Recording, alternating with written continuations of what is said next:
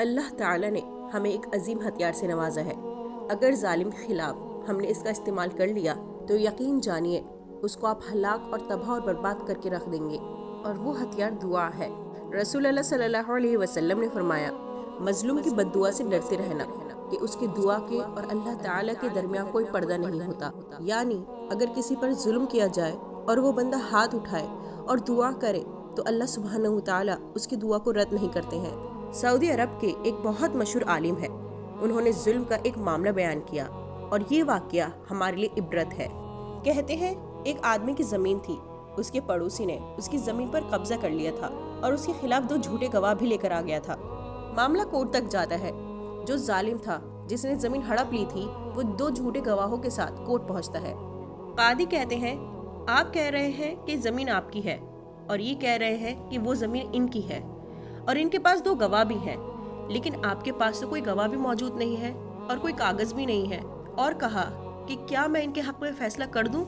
اس مظلوم نے کہا کہ مجھے معلوم ہے کہ یہ زمین میری ہے اور یہ گواہ اور یہ شخص تینوں کے تینوں جھوٹے ہیں، اس کے باوجود میں اس معاملات کے پیپر میں سائن کرنے کے لیے تیار ہوں۔ وہ مظلوم سائن کر دیتا ہے اور حکمتی ایک پیپر مظلوم کو دیتا ہے اور ایک ظالم کو دیتا ہے۔ پھر وہ مظلوم شخص کورٹ کے پیپر لے کر باہر نکلتا ہے اور اس کو سامنے ایک مسجد نظر آتی ہے۔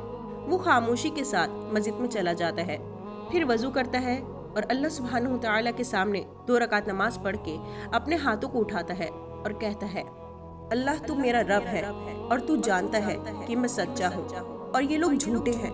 ان لوگوں نے میرے اوپر ظلم کیا، اللہ مجھے اس کا بدلہ چاہیے، اور آج چاہیے اور ابھی چاہیے۔ وہ اللہ سبحانہ وتعالی کے سامنے روتا ہے، گڑ گڑاتا ہے اور دعائیں کرتا ہے۔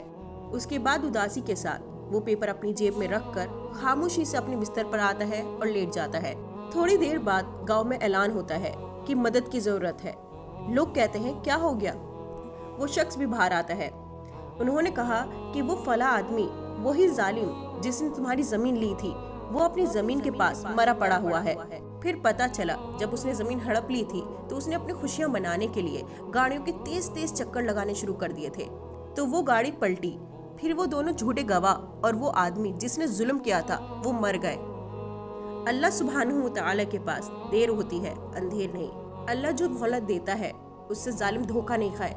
آپ یہ مت سمجھیے کہ اللہ آپ کے ظلم سے غافل ہے۔ اللہ کا قانون ہے کہ وہ مہلت دیتا ہے۔ اللہ سبحانہ وتعالی مہلت دیتا ہے اور اس کی پکڑ بڑی مضبوط ہوتی ہے۔ رسول اللہ صلی اللہ علیہ وسلم نے فرمایا، مظلوم کی بد دعا رد نہیں کری جاتی، اس کی دعا اللہ تعالی بادوں سے اوپر تک پہنچاتے ہیں، اس کے لیے آسمان کے دروازے کھول دیے جاتے ہیں، اور رب العالمین کہتے ہیں میری عزت کی قسم میں تمہاری مدد کروں گا، بھلے کچھ وقت کی بات ہی کیوں نہ ہو۔ ہر چھوٹے بڑے ظلم سے بچیے، ناحق کسی جان پر حملہ نہیں کریے، ناحق کسی کو تھپڑ نہیں ماریے، ناحق کسی کی جائیداد پر قبضہ نہیں کریے، ناحق کسی کا مال روکے نہیں رکھیے۔ یاد رکھیے ظلم دنیا میں بھی ذلیل کرے گا اور آخرت میں بھی ذلیل کرے گا۔